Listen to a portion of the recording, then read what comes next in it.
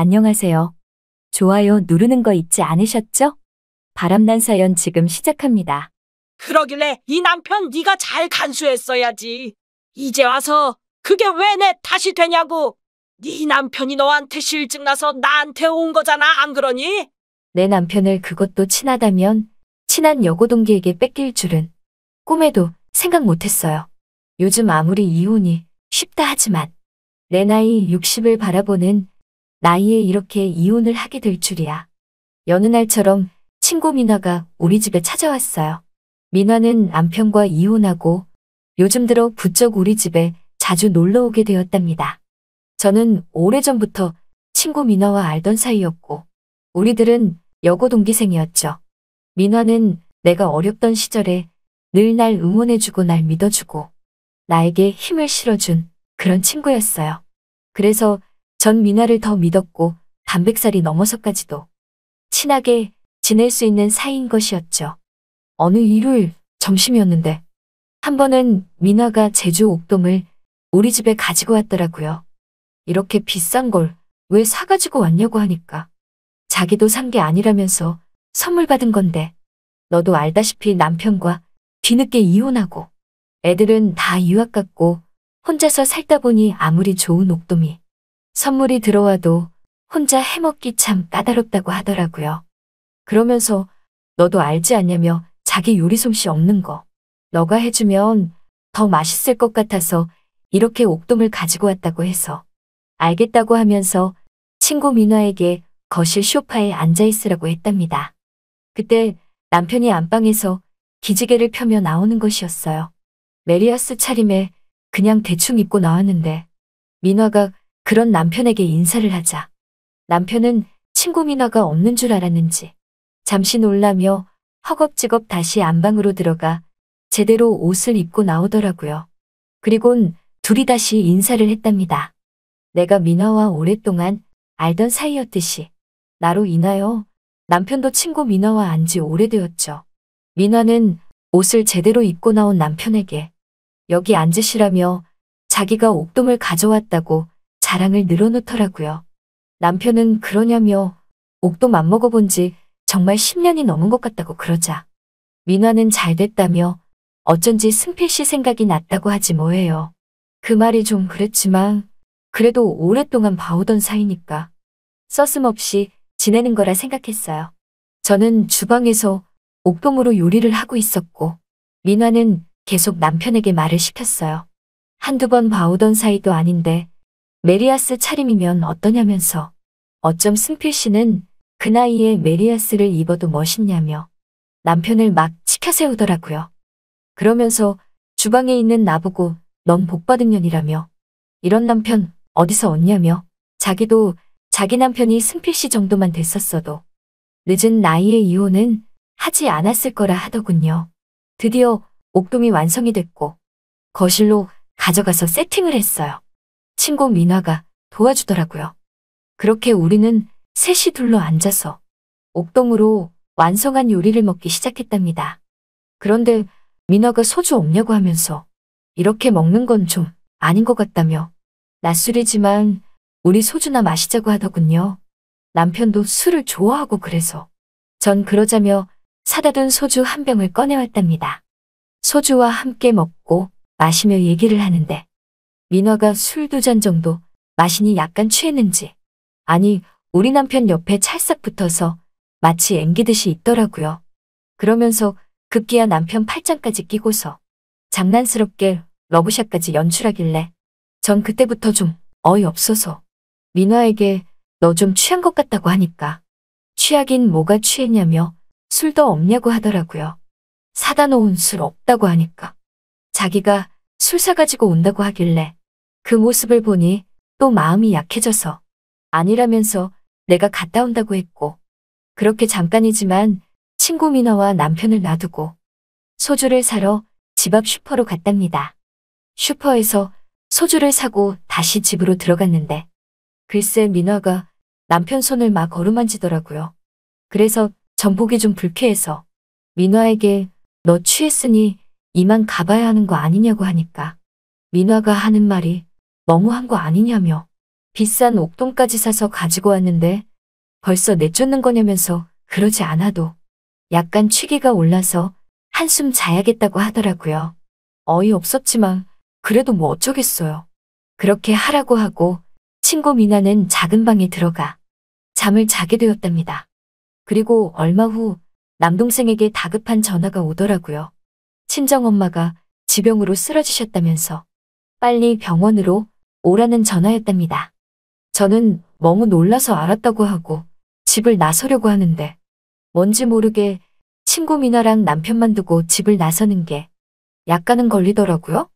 그래도 설마 무슨 일이야 있겠냐는 식으로 생각했고 민화는 작은 방에서 술 취해 자고 있고 남편은 안방에 들어가서 TV를 보고 있으니 별탈 없겠지 생각했답니다. 저는 남편에게 친정에 갔다 온다고 말하면서 민화 깨어나면 나에게 연락 좀 달라고 말하니 남편이 알았다고 하더라고요. 그렇게 전 친정으로 향했어요. 다행히 친정엄마는 무사했고 별탈이 없었답니다. 아직 남편에게 전화도 안 왔고 해서 민화가 우리 집에서 아직도 자고 있을 것이라 생각했어요.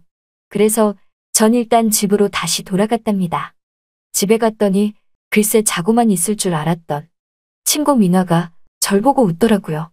그러면서 왔냐고 하며 옷을 추스려 입고선 자긴 이제 가본다고 하는 겁니다. 그래서 어떻게 된 거냐고 말하니까 뭐가 어떻게 되긴 어떻게 된 거냐면서 술 취해서 한숨 잤더니 이제 좀 개운하다면서 나중에 또 보자고 하더라고요. 그렇게 민화는 갔고 안방에 들어가 남편을 보니 남편도 아무렇지 않은 듯 TV를 보고 있더라고요. 그 모습을 보니 별일 없었다는 생각이 들었답니다. 그리고 괜히 내가 남편과 친구를 의심했구나 하는 생각에 괜스레 미안해졌어요. 그런데 얼마 뒤 남편은 출근하고 없는 사이 친구 민화가 다시 우리 집에 찾아왔답니다. 이번에는 정력에 좋은 거라면서 장어를 가지고 왔더라고요. 그래서 전 이렇게 귀한 걸 왜 또 가져왔냐고 하니까 민화가 하는 말이 승필 씨 생각이 났다면서 부담 갖지 말라며 세일해서 샀다고 하더라고요.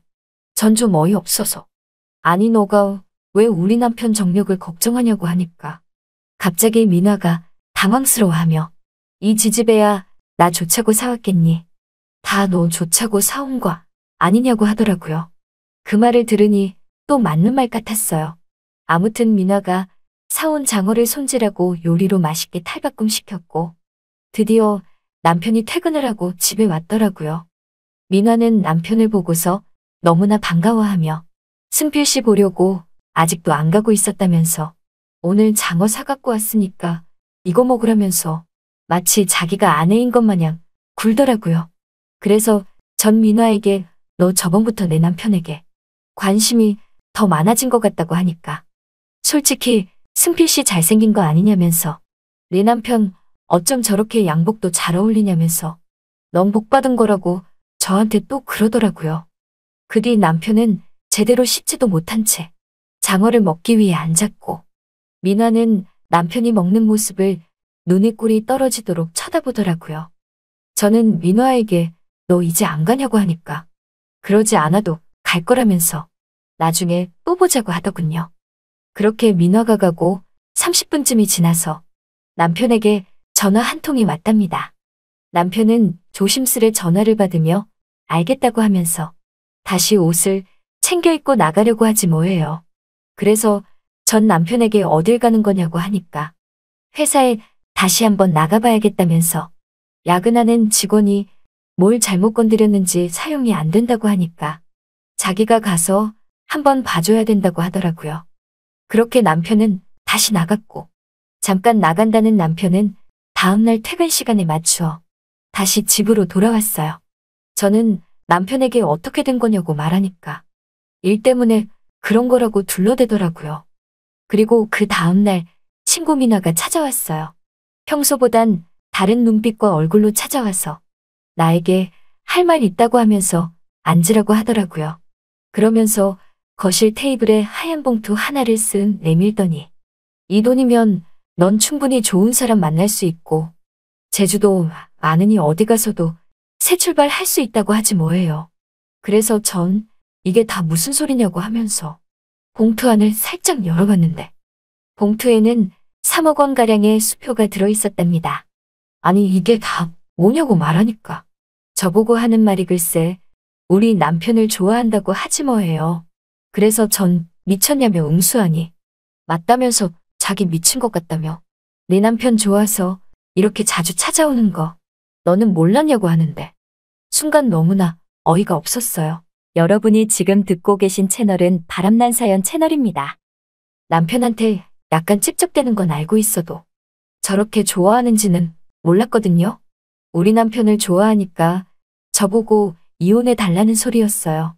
전 너무 어이없어서 오늘부로 너랑 친구 사이는 끝났다며 이 돈 가지고 가고 다시는 찾아오지 말라고 했더니 민화가 얼굴색이 싹 바뀌며 제게 하는 말이 네 남편 잘하던데. 라며 의미심장한 말을 하더라고요. 이어서 너 나 잠든 줄 알고 친정집에 갔다 온 날 말이야. 아참, 그저께도 남편 안 들어왔지. 그때도 나랑 있었어. 라고 하는데 손이 다 떨리기 시작했답니다. 민화는 나에게 오늘은 이만 돌아가지만 더 험한 꼴 보기 싫으면 빨리 결정하라면서 어차피 내 남편도 너보단 자기를 더 좋아한다며 돈 줄 때 이거 먹고 떨어지라는 식으로 말을 하지 뭐예요. 그날 저녁 남편이 퇴근 후 돌아왔는데 남편에게 전후 오자마자 따귀를 날렸더니 남편은 나에게 오히려 적반하장식으로 친구 민화 밥만 좀 닮아보라면서 내가 이러니까 자기가 싫어하는 거라고 하더군요. 너무나 어이없었어요. 그리곤 남편은 바로 또다시 밖으로 나가버렸답니다. 저는 남편에게 전화를 했지만 받질 않았어요. 안 되겠다 싶어 민화에게 전화를 해보니 아니나 다를까 민화가 하는 말이 내 남편 지금 자기랑 같이 있다면서 그렇게 알라고 하며 전화를 끊더라고요. 다음날 남편이 집으로 왔는데 저한테 대뜸 이혼하자고 하더군요. 저는 어떻게 그럴 수 있냐고 하니까 이 집도 당신 줄 테니 그냥 가지라면서 자기는 오늘부로 밖에서 지낸다고 하지 뭐예요. 그러면서 이혼 준비 빠른 시일 내에 해놓으라고 하면서 나갔답니다. 저는 너무 화가 나서 민화에게 전화를 했더니 민화가 하는 말이 그러길래 이 남편 네가 잘 간수했어야지. 이제 와서 그게 왜 내 탓이 되냐고. 네 남편이 너한테 실증 나서 나한테 온 거잖아, 안 그러니? 라면서 전화를 끊었답니다. 이미 마음 떠난 남편 잡기도 힘들고 전 모든 걸 포기하며 이혼을 했죠. 그렇게 남편 없이 살고 있던 어느 날 남편이 다시 집으로 찾아왔더라고요. 저한테 미안하다며 용서를 빌길래 이게 지금 뭐 하는 짓이냐고 하니까 지금 오갈 때도 없는 신세가 됐다고 하지 뭐예요. 민화 하나 믿고 회사도 그만뒀다면서 자기도 민화의 꼬임에 넘어간 거라며 저 여자가 알고 보니 돈이 많은 게 아니라 빚이 엄청나서 이제 집까지 빨간 딱지가 붙여지고 급기야 민화는 보이지도 않고 안 되겠다 싶어서 다시 찾아왔다고 하더라고요. 그래서 전 안쓰러운 남편을 보고 웃으며 썩 꺼지라고 말했어요. 보니까 민화도 쫄딱 망해서 그 뒤로 그지가 된 듯 싶더라고요. 그러길래 착하게 살아야지. 하늘이 천벌을 준 듯 싶었답니다. 잘 들으셨나요? 오늘의 바람난 사연은 여기까지입니다. 구독과 좋아요 부탁드립니다.